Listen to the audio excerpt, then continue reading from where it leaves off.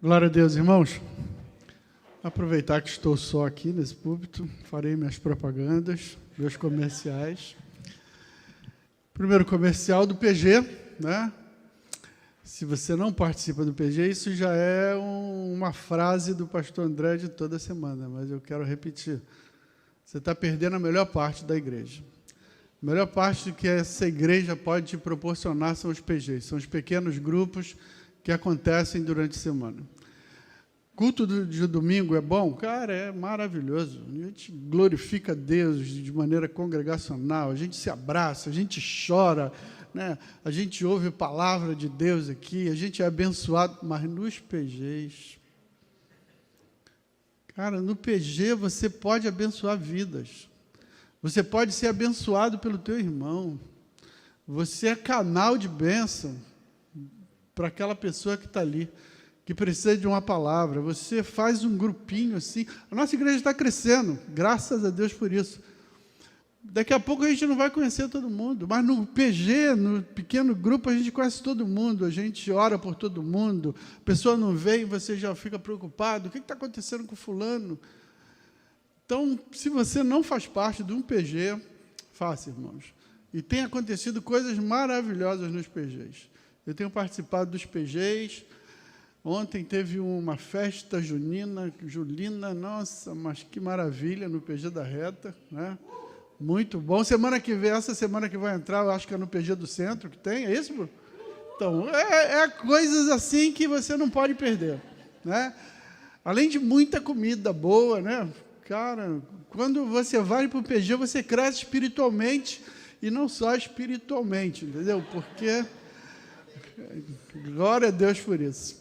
Outra propaganda que eu quero fazer é do curso Rockman. Nós temos um curso aqui na igreja, teologia, que rola toda segunda-feira.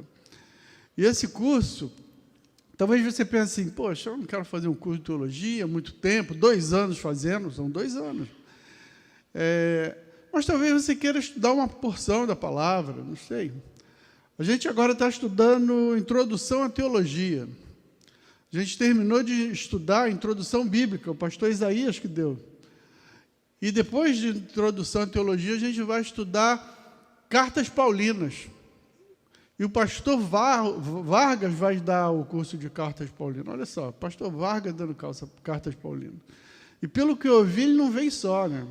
Parece que ele vai arrastar a irmã Leni também para ajudá-lo nessa... Olha os ruas aí, né? Então vai ser maravilhoso, irmãos. Talvez você não queira estudar tudo, mas você queira estudar as Cartas Paulinas, queira estudar Apocalipse, queira estudar Hebreus, não sei. E você pode estudar só esse módulo, né? Então, se você quiser se matricular, por favor, pode me procurar que tem vaga, né? Para você fazer aí 4 semaninhas e estudar um desses módulos. Amém? Bom, depois desse meu comercial, vamos à palavra. Abra a tua Bíblia, por favor, João capítulo 20. A gente vai ler os 2 versos 30 e 31. Enquanto você abre, né, o seu aplicativo, sua Bíblia, eu quero dizer o seguinte: nós estamos saindo de uma série, estudamos sobre liberdade, e a gente vai começar agora uma outra série. A gente vai voltar a estudar João, que nós estudamos ano passado. Semana que vem não, porque semana que vem o pastor vai pregar sobre... Vai nos incentivar sobre a construção, vai falar alguma coisa sobre isso, vai pregar sobre isso. Já sei até o tema da pregação. Quer que eu dê um spoiler? Não, não darei. Né? Então, mas na outra, depois a gente vai voltar a estudar João, capítulo 8, acho que a gente parou, não foi isso? A gente vai voltar lá no capítulo 8 de João. A previsão é que até Jesus voltar, a gente termine João, talvez, né? Talvez a gente lá no céu continue estudando João. Mas, o que eu queria? Eu queria que a gente voltasse assim, a ter um gostinho do que é o Evangelho de João, né? E fizesse um link também com o tema de liberdade, que a gente estudou na série passada. E tem tudo a ver as duas coisas. O capítulo 8, que a gente vai voltar estudando, é o capítulo em que Jesus diz: conhecereis a verdade, e a verdade vos libertará. Se o Filho vos libertar verdadeiramente, sereis livres. Sabem tudo de Bíblia esses homens. Por isso que não vem para o curso de Rockman, pô. Então, fala muito sobre liberdade. Mas essa liberdade é uma liberdade para ser vivida. Para ser vivida. É uma liberdade que está engendrada dentro de uma vida que Deus dá. Não é uma liberdade licenciosa para você viver na sua vida sem Jesus, mas o que propõe o Evangelho de João é que você receba a vida de Jesus, e essa vida de Jesus, ela repleta da liberdade que Cristo dá. Então, vamos lá no texto, né? João capítulo 20, verso 30 e 31. É o texto que o pastor André, inclusive, usou quando começou a série. Na verdade, fez Jesus diante dos discípulos muitos outros sinais que não estão escritos neste livro. Estes, porém, foram registrados para que creais que Jesus é o Cristo, o Filho de Deus, e para que, crendo, tenhas vida em seu nome. Então, é o propósito do Evangelho. João vem escrevendo o Evangelho, ele escolhe 7 sinais, 7 milagres de Jesus. É o Evangelho que tem menos milagre, tem 7, são 7 que ele chama de sinais, e ele diz que esses sinais ele escreve para transmitir vida, para que as pessoas creiam que Jesus é o Filho de Deus, e a partir dessa fé, dessa crença, eles tenham vida no nome de Jesus. Então, esse é o propósito do Evangelho. O desejo de João é que os seus leitores, eles sejam impregnados dessa vida abundante e eterna que Jesus veio oferecer e compartilhar com a humanidade. A palavra vida, no Evangelho de João, aparece 43 vezes. 43. É o Evangelho que mais aparece... Estava gritando muito, né? Obrigado. É o Evangelho que mais aparece vida, a palavra vida. E João tem uma fascinação por vida de Deus. Ele, nas suas cartas, apesar das cartas serem curtas, ele fala mais de vida do que todas as outras cartas de Paulo, por exemplo. Eu imagino João, no final da vida, velhinho, lá em Éfeso, escrevendo esse evangelho, e ele pensando assim, cara, a vida de Deus, nós vimos o Verbo encarnado, Deus encarnou, e nós vimos a sua glória como a do unigênito do Pai, e essa glória veio para engendrar vida na nossa vida, veio para nos mostrar uma vida diferente. Ele começa o evangelho dele dizendo, no princípio era o Verbo estava com Deus, e o Verbo era Deus, nada do que foi feito se fez sem ele, e ele continua dizendo, a vida estava nele, e a vida era a luz do mundo. O fascínio que João tinha com essa vida diferente que Deus veio nos dar, essa vida especial que Deus veio nos dar. Eu falei aqui uma vez, né, às vezes a gente fala, vamos entregar nossa vida para Jesus. Não temos vida, né? A gente tem que entregar nossa morte para Jesus, para Ele nos dar a vida dele.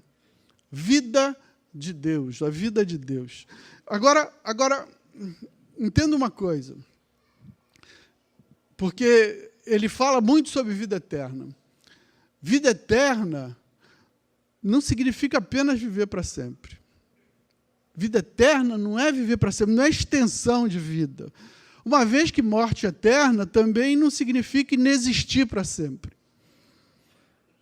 Muito pelo contrário.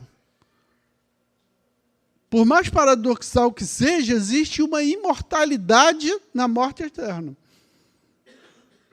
A morte eterna vai ser uma morte eterna, uma existência eterna. Só que a diferença é que a morte eterna é uma existência num local alijado da presença de Deus. Totalmente sem a presença de Deus.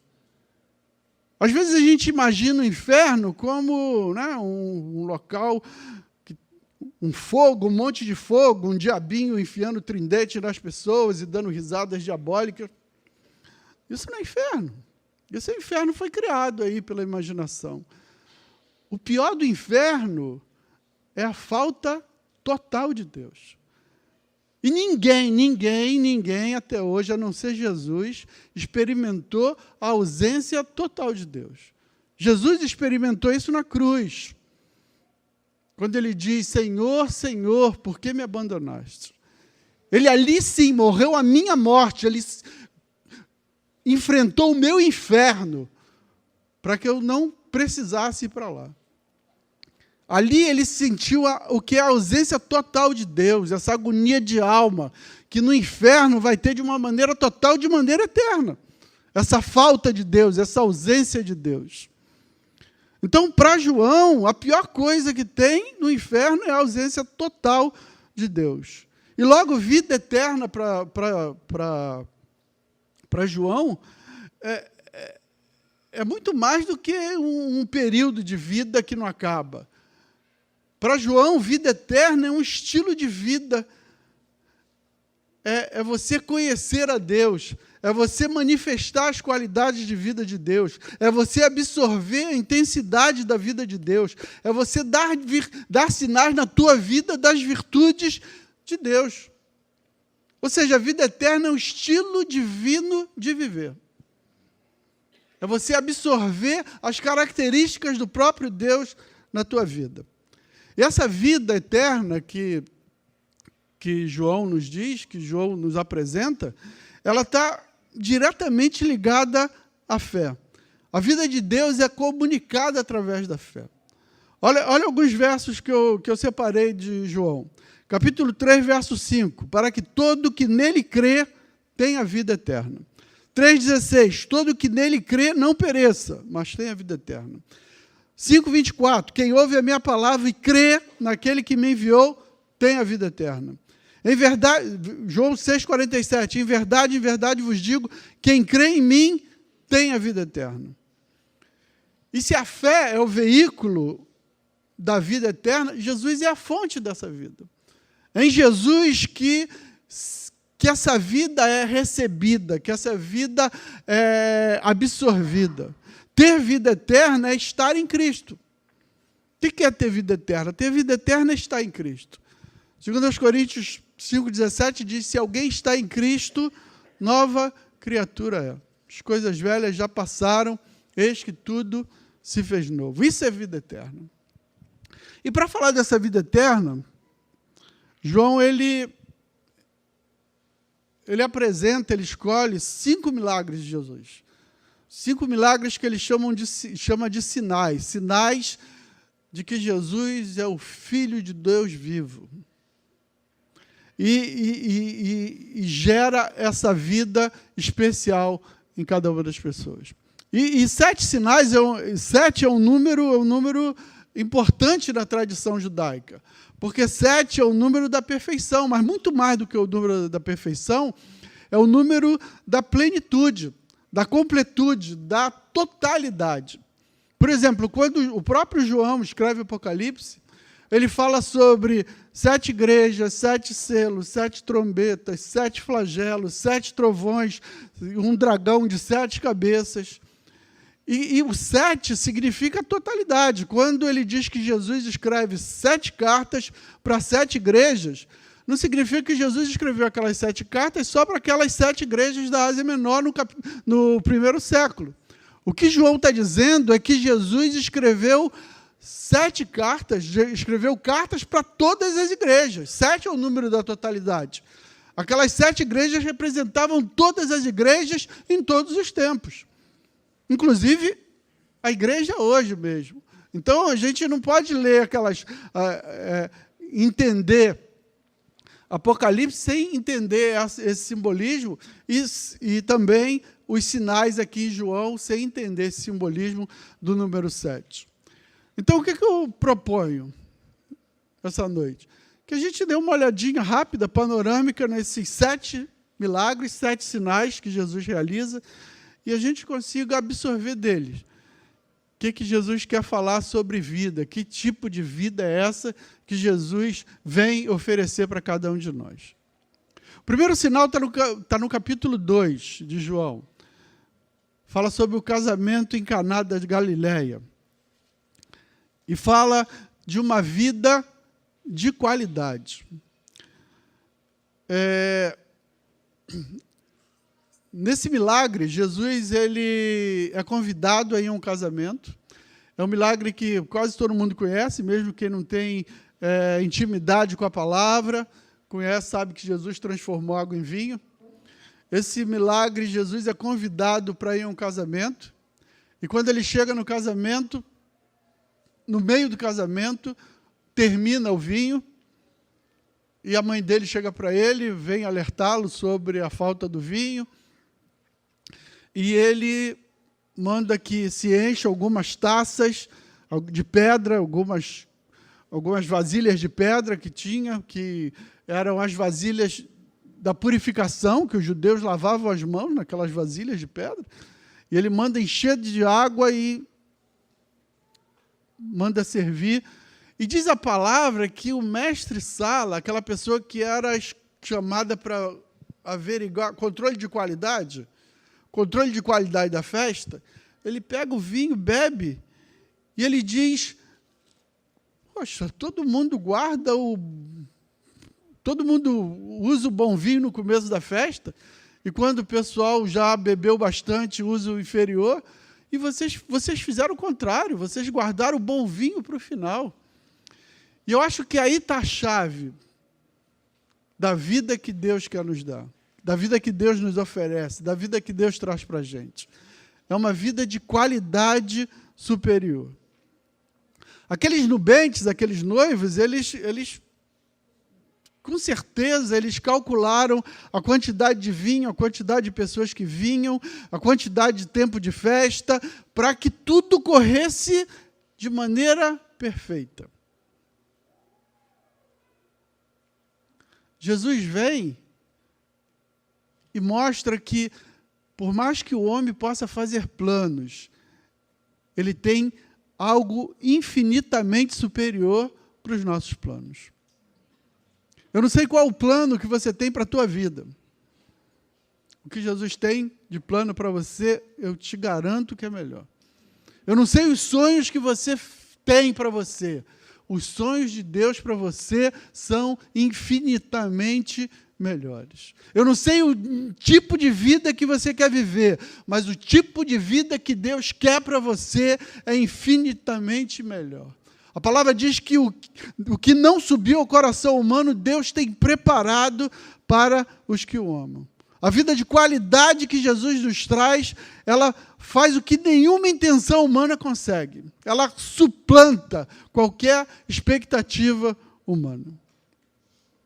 Olha, nós não somos seres humanos que vivem de vez em quando uma experiência espiritual. Nós somos seres espirituais que estamos agora vivendo uma experiência humana. A nossa vida humana, irmãos, aqui na Terra, a Bíblia diz que é uma fumaça. É rápida demais, de acordo com a humanidade. Nós somos seres espirituais. A Bíblia diz que Deus soprou o ruá de Deus, o sopro de vida de Deus em mim e em você. É isso que faz com que eu seja o que eu sou. Eu vim de Deus, eu fui criado por Deus, para a glória de Deus. E se eu não viver a vida que Deus quer para mim, eu vivo menos do que Deus quer. Eu vivo menos do que aquilo que Deus programou para a minha vida. Deus tem para mim uma vida de qualidade, uma vida acima de qualquer expectativa. Semana passada nós estudamos sobre o filho pródigo. E aí a mensagem fala sobre o irmão do filho pródigo, que fica chateado porque o pai faz uma festa para o irmão que gastou tudo. E eu fico imaginando aquele pai que significa Deus, porque o que aquele irmão do filho pródigo era inveja do irmão que foi, e ele não foi. Porque, na verdade, ele queria ter ido. Ele não tinha coragem de ir. Ele ficava lá servindo, como a gente viu, escravizado, se sentindo escravizado. E não foi para poder gastar tudo, ele queria. Ele queria ir lá, comer a comida dos porcos também, curtir a vida. Eu imagino o filho, o pai, olhando assim como Deus olha e fala assim: comer com os porcos. Cara, você nunca sentou à minha mesa como filho. Nunca sentou à minha mesa como filho. Cara, às vezes nós como crentes, a gente é igual aquele filho pródigo, a gente está na casa do pai, mas a gente nunca sentou na mesa do pai para comer como filhos, para comer aquilo que Deus tem para a gente. Salmo 23 diz, ele prepara uma mesa na presença dos meus inimigos, e bota um pouquinho de vinho. Não, o meu cálice transborda. Deus tem infinitamente mais, a vida que Deus tem para mim é infinitamente melhor do que aquela que eu quero viver. E a gente tem que se conscientizar disso. Segunda característica está no segundo milagre. O segundo sinal, é a cura do oficial do rei, está no finalzinho do capítulo 4. E é um sinal que aponta para a gente que essa vida que Deus traz é uma vida de transformação pela fé. Transformação pela fé. A Bíblia diz que sem fé é impossível agradar a Deus. Porque aqueles que se aproximam de Deus têm que crer que Deus existe e que é abençoador, galardoador daqueles que o buscam. Ou seja, a fé faz com que eu me aproxime de Deus e creia que Deus é bom, que Deus quer me abençoar. O texto aqui diz da cura do filho do oficial do rei. O oficial do rei vem descendo, encontra com Jesus e diz para Jesus, olha, meu filho está à beira da morte. Desce comigo e salva meu filho. Jesus diz assim, se porventura não virdes sinais e prodígios, de modo nenhum crereis. Esse texto fala de 3 tipos de fé. Fala 3 vezes sobre fé. Fala aqui nesse verso 48, se você não vê sinal, de nenhum modo crereis. Sabe, aquela fé que é a mais rala que tem. Aquela fé de que, olha, enquanto eu vejo sinal, eu creio. Se eu paro de ver sinal, não creio. E nem vendo sinal, às vezes, essa fé me sustenta. Porque a Bíblia diz que o povo de Israel atravessou o deserto, viu o mar se abrir, viu coluna de fogo, viu as 10 pragas, viu um monte de sinais, um monte de milagres, um monte de prodígios. E lá em Hebreus capítulo 3 diz que eles não entraram na terra prometida, sabe por quê? Por causa da incredulidade. Cara, como é que pode? Como é que pode ser incrédulo vendo isso tudo? Mas a Bíblia diz que eles foram incrédulos. Então, é um tipo de fé que é aquela fé que não se sustenta muito. A fé que só existe se acontecerem milagres. O segundo tipo de fé está no verso 50, porque Jesus diz assim, pode descer que teu filho não vai morrer, não. Verso 50 diz assim, vai, disse-lhe Jesus, teu filho vive. O homem creu na palavra de Jesus e partiu. O segundo tipo de fé é fé na palavra de Jesus. Lá em Romanos diz que a fé vem pelo ouvir, e ouvir a palavra de Deus.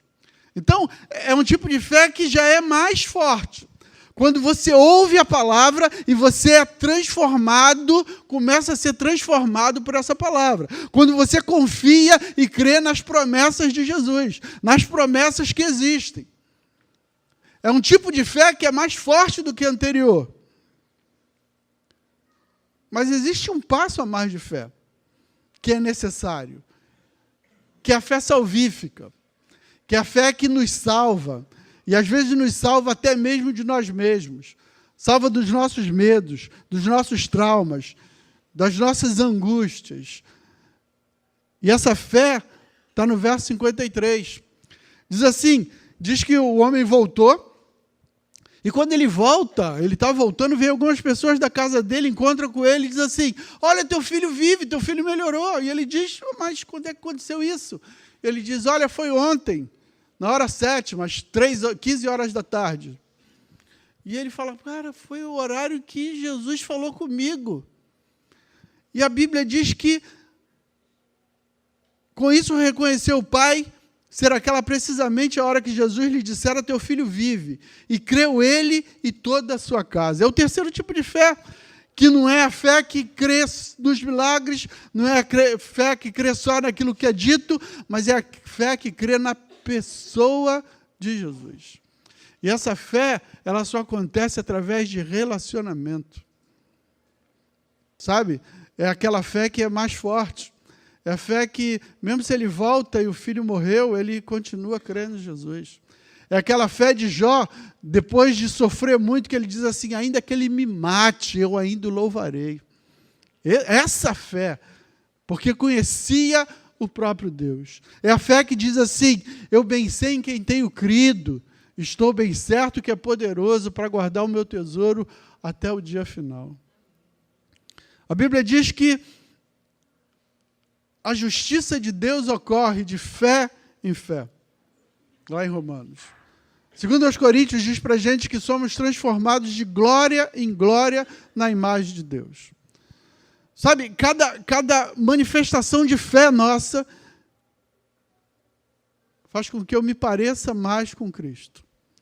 Cada vez que eu me relaciono com Deus e conheço mais a Deus e coloco a minha fé nele, na pessoa dele, a Bíblia diz que eu sou transformado de glória em glória na imagem de Cristo pelo Espírito. Sabe, vamos parar de viver uma fé terceirizada. Sabe, é legal pedir oração? É legal. A Bíblia diz que a gente precisa. Mas você tem autoridade para orar pelo teu filho, para abençoar a tua casa, para orar pelo teu marido, pela tua esposa, para profetizar, porque dentro de você, tem o Espírito Santo de Deus. E você precisa se relacionar com Deus para que essa fé cresça mais e mais. A vida que Deus nos oferece, além de ser uma vida de qualidade superior, é uma vida também de transformação pela fé. Terceira característica dessa vida está na cura do paralítico, capítulo 5. E eu encontrei aqui um título para essa vida que é uma vida de serviço e produtividade. Vou explicar por quê. Jesus, ele chega no tanque, lá perto do tanque, de Betesda, e ali naquele tanque tem um monte de pessoas, doentes, coxos, paralíticos, e essas pessoas criam que de vez em quando descia um anjo e sacudia lá a água, e enquanto a água estivesse sacudindo, o primeiro que pulasse dentro d'água era curado. Imagina a quantidade de pessoas, de enfermos que ficavam ao redor do coisa. Imagina o comércio, né? O pessoal vendendo no lugar do lado ali do tanque de Betesda. E a palavra diz que Jesus chega e tem um aleijado ali que está ali há 38 anos. 38 anos. E Jesus chega para aquele aleijado e faz uma pergunta interessante. Queres ser curado? Cara, é uma pergunta, né? Inclusive o pastor Vago, quando pregou nesse texto, ele se pegou nessa pergunta. E ele colocou aqui algumas coisas que eu copiei, né? Pedi o copyright dele, depois de copiar, no primeiro culto, né? E ele diz que alguns motivos para que a pessoa não queira ser curada. Auto-boicote, às vezes a pessoa por medo, frustração ou culpa se auto-boicota, acha que não merece. Ganho secundário, as pessoas às vezes se aproveitam das suas mazelas e buscam benefícios próprios. Ou vitimização, pessoas que gostam de se fazer de vítima, né? E são 3 motivos reais que acontecem para que as pessoas não busquem a cura de Deus. Sabe, algumas pessoas, Deus perdoou, mas a pessoa não se perdoa. Trazem consigo culpas horríveis de coisas que fez e que precisam ser perdoadas. Jesus veio e diz que ele sofreu para que fôssemos perdoados. O castigo que nos traz a paz estava sobre ele, sobre as suas pisaduras fomos sarados. Então, sabe, a gente precisa se libertar disso. Não existe pecado que o sangue de Jesus não purifique. João 1,9 diz, se confessarmos os nossos pecados, Ele é fiel e justo para nos perdoar o pecado, nos purificar de toda injustiça. Purificar, purificar, purificar, purificar. Sabe, alvo mais do que a neve, por esse sangue derramado. E a gente precisa se apropriar disso. Às vezes as pessoas não aceitam a vida que Deus dá, porque acham que não são merecedores disso tudo. É bom demais para mim. Sabe, algumas pessoas se vitimizam. Eu falei no primeiro culto, e os pastores, falei para os pastores, vocês vão me entender. Algumas pessoas você visita, as pessoas que estão enfermas, estão passando por dificuldade, e você vai lá para abençoar e você sai abençoado, porque a pessoa tem uma palavra de Deus, e você, mas irmã, não, porque aqui não sei o quê, você, caramba, você sai abençoado, você não sabe nem o que falar, e a pessoa fala tudo, e você, glória a Deus, vou anotar para falar no próxima visita, né? Assim. Agora, tem alguns também que não é brincadeira, não é verdade? Tem gente que você não pode nem perguntar como é que está, tudo bem? Porque é meia hora de ladainha. Não, tudo bem, não, uma dor aqui, não sei o quê. Aquela dor nas costas não para nunca. Sabe? Você até nem pergunta, porque tu sabe, vitimização. Tem pessoas que se alimentam da misericórdia dos outros, da pena dos outros, sabe? Dos outros sentir pena. Mas o terceiro motivo aqui que eu queria aproveitar é o ganho secundário, ou seja, tem gente que não quer assumir a responsabilidade de ser curado. Aquele homem estava ali há 38 anos, no bem bom, né? Sentado numa esteira, vista para o lago de tanque de Betesda, né? Todo mundo passava, eu ficava conversando com o cara aqui, eu balançava, ele não estava nem aí. 38 anos assim. Jesus cura ele e diz assim, levanta, toma o teu leito e anda, cara, vai produzir. A vida que Jesus nos dá é uma vida de serviço e produtividade. Não dá para receber essa vida e não gerar vida, outras vidas. Não dá para receber essa vida e não colocar em prática. Porque com essa vida vem dons para você realizar, para você abençoar o outro. No capítulo 7, Jesus diz assim, venha até mim, aquele que vem até mim, rios de água viva fluirão de dentro de você e flui. Porque é muita vida, não dá para absorver tudo. E alguma coisa escapa muito. E abençoa aqui, abençoa ali. Isso é vida de Deus. É uma vida que não cabe em nós e não pode caber. É uma vida abençoadora, é uma vida que gera vidas.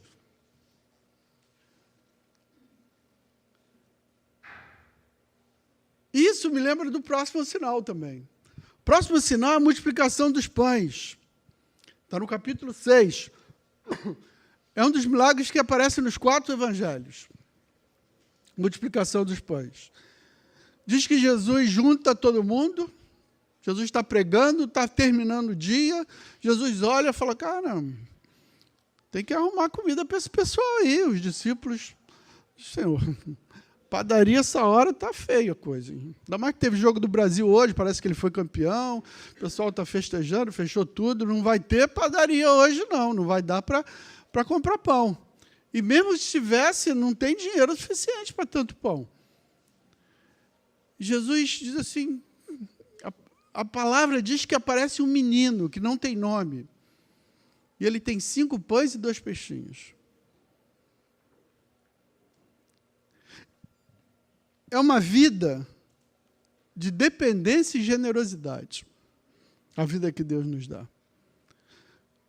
Generosidade por quê? Porque, irmãos, eu não sei que se fosse se eu ia dar os meus 5 pães e 2 peixinhos. Eram 3.000. Eu falei, 3.000? Eles não têm, mas eu tenho. 5 pães e 2 peixinhos não dá para 3.000, mas dá para 1. E esse 1 sou eu.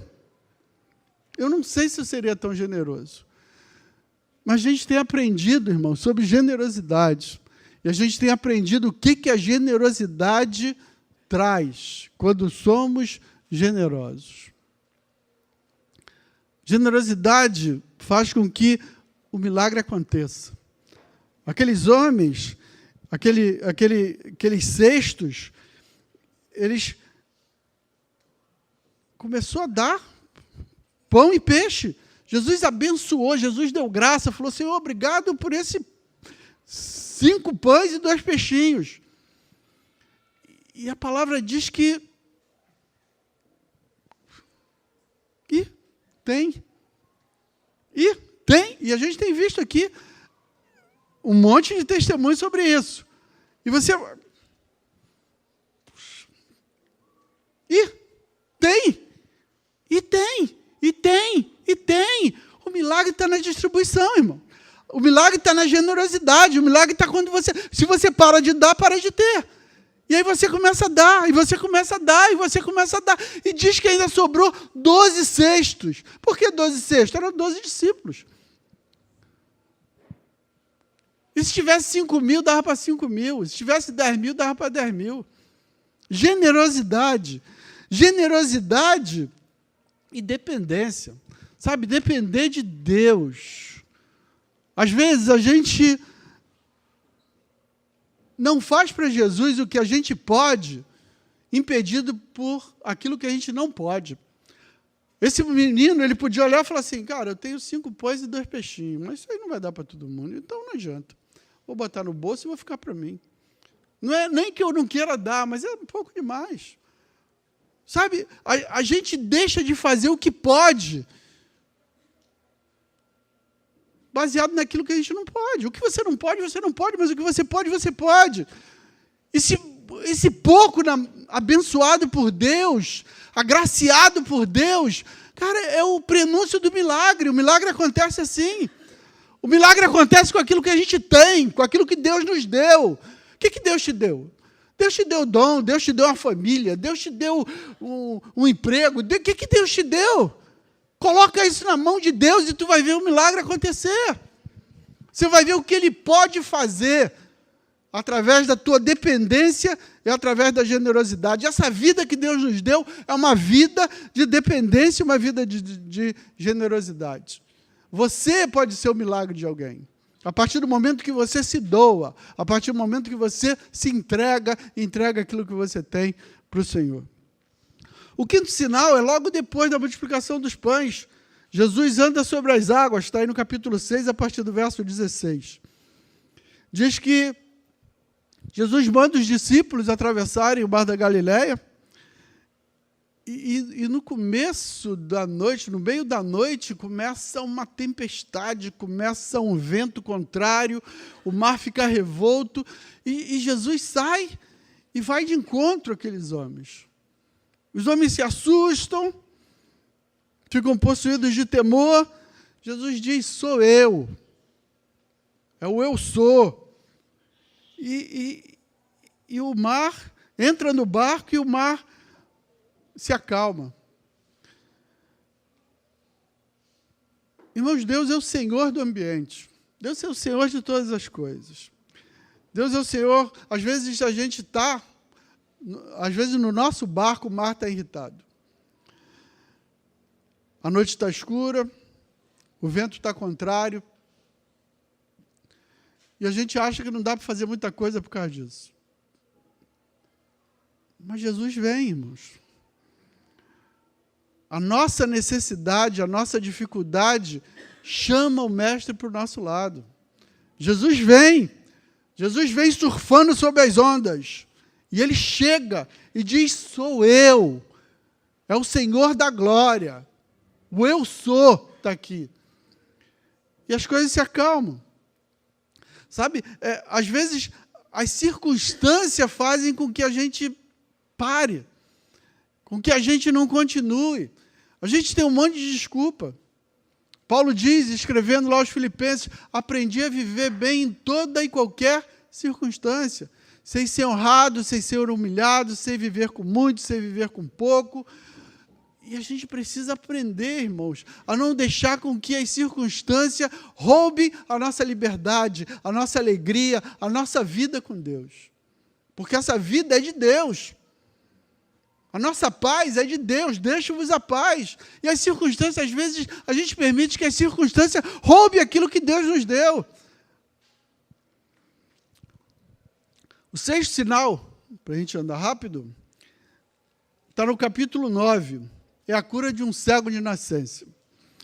E um cego de nascença, a ideia dos judeus era que só Deus podia curar um cego de nascença. Porque se a pessoa nasceu cega, é porque ela tinha algum pecado. Ela era maldita de Deus. Então, ela tinha pecado. Então,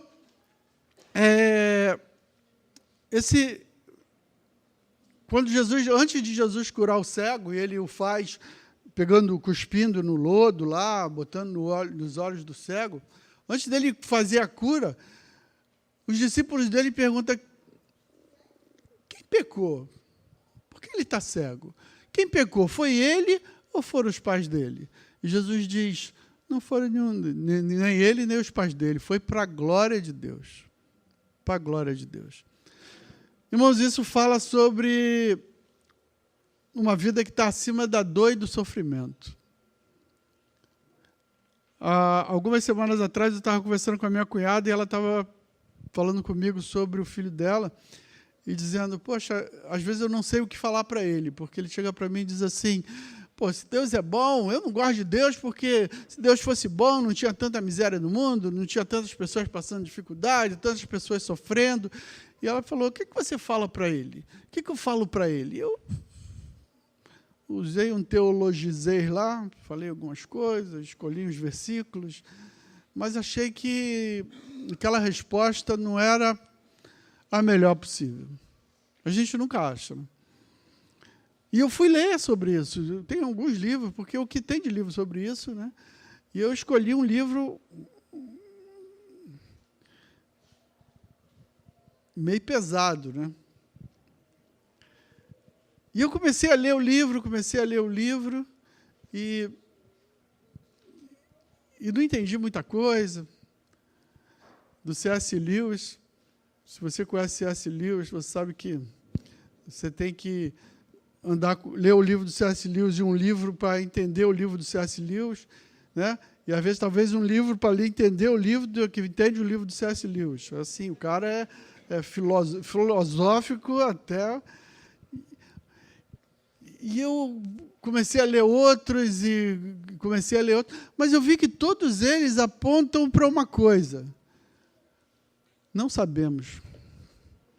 Cara, a gente não sabe bem por que existem crianças que nascem defeituosas, por que as pessoas sofrem, mas todos os livros apontam para uma coisa. Sabe, existe um Deus que é consolador, um Deus que está ao nosso lado na hora que a gente sofre. Um Deus que, mais do que tudo, tem um propósito até para o nosso sofrimento. Mas que, acima desse sofrimento, é um Deus que está do lado, um Deus que nos acompanha, um Deus que é consolador. 2 Coríntios 1,3 diz que Ele é o Deus e Pai de todas as misericórdias, de toda consolação. É um Deus que consola. A Bíblia diz que um dia Ele enxugará dos olhos toda lágrima, até daquilo que eu não entendo. É um Deus que... Jesus, no capítulo 14 de João, quando ele vai voltar para o Pai, ele diz assim: enviarei um Consolador. E a palavra Consolador ali no grego é Paráclitos, que significa aquele que está do lado, aquele que sofre junto. Sabe? E eu sei que Deus sofre comigo todas as minhas dores, todas as minhas mazelas. Sabe, eu não entendo porque eu passo isso tudo, mas eu sei que Deus sofre comigo. E eu sei uma coisa, que no final de tudo será para a glória de Deus. Se ainda não é porque ainda não chegou no final, mas será para a glória de Deus. Sabe? A minha vida aqui é muito curta, irmãos, esse momento de sofrimento. Paulo diz assim: porque eu estou bem certo, porque o leve e momentâneo peso dos sofrimentos é muito menor do que o peso de glória que está reservado àqueles que amam o Senhor. Sabe, é leve e momentâneo o meu sofrimento, mas eu sei que existe um peso de glória reservado para mim quando o Senhor voltar. É uma vida que, mais do que isso, é uma vida que enxerga Cristo e aponta para Cristo. Sabe, esse cego, ele é cego de nascença. E ele é curado por Jesus. E qual a primeira coisa que ele vê quando ele abre os olhos? Jesus. E eu sei, irmãos, que quando esses meus olhos carnais aqui se fecharem, e quando eles se abrirem, a primeira coisa que eu vou ver é o meu Mestre, é o meu Senhor me esperando na glória para as bodas do Cordeiro. Independente dos sofrimentos que eu tenho passado ou que eu vá passar ainda aqui nessa terra. Último milagre, para a gente encerrar, é a ressurreição de Lázaro. Capítulo 11 diz que Lázaro era amigo de Jesus e ficou doente. Era amigo de Jesus e ficou doente. Só isso aí dava um sermão, né? Dava um sermão. Cara, não adianta. A Bíblia diz que o sol nasce para os justos e para os injustos. A gente passa por dificuldade igual a todo mundo. Não é a amizade, a aproximação de Jesus que faz com que a gente não fique doente. E diz que ele morre. E aí, quando ele morre, tem toda uma cena em que as irmãs choram, e ele diz, olha, eu sou a ressurreição e a vida, quem crê em mim, ainda que morra, viverá. Crês tu nisso? Elas dizem, creio. E Jesus chega na porta do túmulo de Lázaro, e diz assim, Lázaro, vem para fora. E ele diz Lázaro, porque se ele não diz Lázaro, todos os mortos ressuscitam. Porque a palavra de Deus tem um poder de vida, de gerar vida. E ele diz, Lázaro, vem para fora. Porque é só Lázaro, dessa vez. Porque um dia ele vai falar o teu nome, vai falar, vem para fora. Um dia ele vai falar, Spiller, vem para fora. Um dia ele vai chamar todos aqueles que são seus para fora da morte. A gente tem uma dificuldade com morte. Porque nós não fomos criados para morrer. Nós não fomos criados para morrer. Nós fomos criados para a vida. Nós fomos criados para a vida com Deus. A morte é consequência do pecado. E porque a gente não foi criado para morrer, a gente tem uma dificuldade com morte. Morte é assim, a gente tem uma curiosidade, morreu alguém, todo mundo é curioso com morte, mas também tem uma aversão. Porque a gente não foi criado para isso. A gente foi criado para a vida. Mas Jesus vem para resolver esse nosso problema. A gente tem medo de morte. Medo de morte. Hebreus capítulo 2, verso 15, diz que por sua morte Cristo livrou a todos que pelo pavor da morte estavam sujeitos à escravidão por toda a vida. Pessoas que são escravas pelo medo da morte. Sabe, quando você conhece essa vida que Deus dá, você perde o medo da morte. Porque essa vida é para além da morte. Porque Ele é a ressurreição e a vida. E todo que nele crê não morrerá para sempre. Jesus nos convida para a vida. Irmão, o Salmo 23 diz assim, o Senhor é meu pastor e nada me faltará. Nada falta. Nada falta. Não faltam coisas boas, nem faltam coisas ruins. Não falta adversidade, não faltam lutas, não falta morte. Porque no meio do Salmo diz, ainda que eu ande pelo vale da sombra da morte, não temerei mal algum. Vamos dizer, então, qual a vantagem de receber a vida desse pastor? Qual a vantagem de receber a vida do pastor, desse pastor, se a Bíblia diz que o sol nasce para os justos e para os injustos? Qual a vantagem que existe de receber a vida desse pastor? De ser ovelha desse pastor? Se eu vou passar pelas mesmas dificuldades, qual a vantagem? A vantagem é que ele me faz repousar em pastos verdejantes. A vantagem é que ele leva-me para junto das águas de descanso. A vantagem é que ele refrigera minha alma por amor do nome dele. A vantagem é que tem morte sim, irmãos. Mas que ainda que eu ande pelo vale da sombra da morte, eu não temerei mal algum. Sabe por quê? Porque Ele está comigo. A sua vara e o seu cajado me consolam o tempo todo. Na hora da luta, na hora do choro, na hora da tristeza, na hora da angústia, Deus está comigo. Porque Ele me deu vida e uma vida para além da vida. Sabe, Ele prepara a mesa, Ele prepara uma mesa para mim na presença dos meus adversários. Ele enche o meu cálice que transborda. Bondade e misericórdia certamente me seguirão todos os dias da minha vida, e eu habitarei na casa dele para todo sempre. É vida eterna, mas não é uma vida eterna sem vida, é uma vida eterna na presença desse Deus, que é o Deus de toda a vida, Deus de toda a glória.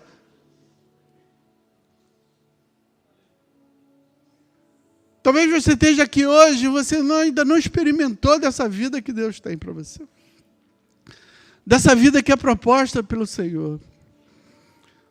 Talvez você já tenha vindo aqui algumas vezes, mas nunca pensou assim, cara, eu quero experimentar essa vida que está acima de toda a vida, essa vida diferente.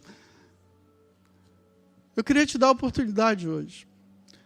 Se você quer receber essa vida hoje, eu te convido a ficar de pé.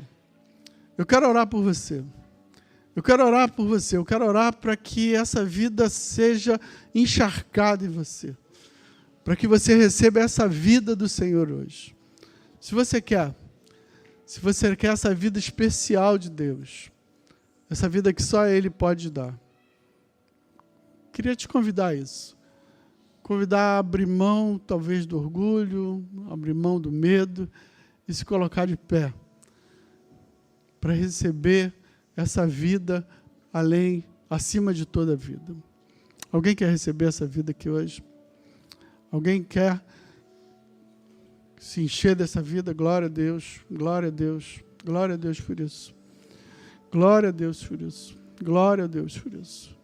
É uma vida que a gente não consegue entender. Só quem experimenta dessa vida, só quem é encharcado dessa vida, sabe do que a gente está falando. Glória a Deus por isso. Vamos receber a nossa oração, nosso pastor. Glória a Deus por isso. Fique ainda em pé, com os olhos fechados. Você que não ficou em pé, ore pelos seus irmãos que hoje estão tomando uma decisão, que hoje estão buscando algo novo de Deus. Com seus olhos fechados, nós estamos em oração.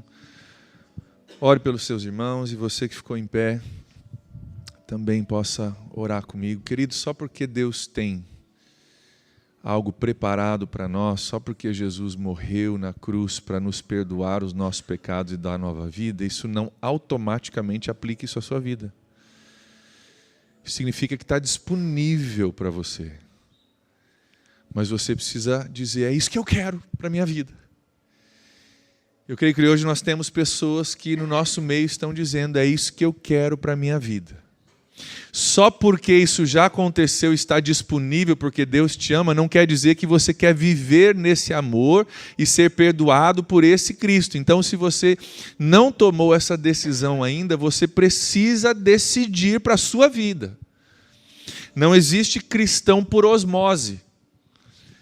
Gente que é crente porque está rodeado de crentes. Você precisa decidir seguir Jesus. E se você não decidiu ainda, esse é o convite do pastor Spiller e principalmente o convite de Deus para você nessa noite. Você dizer, cara, é isso que eu quero, é essa vida que eu quero, é esse Jesus que eu quero, é essa vida abundante e eterna que eu quero para a minha vida. Se você quer isso e não ficou em pé ainda, fique em pé e nós vamos orar. Se você é isso que você está buscando e você precisa tomar essa decisão antes de orar, faça isso.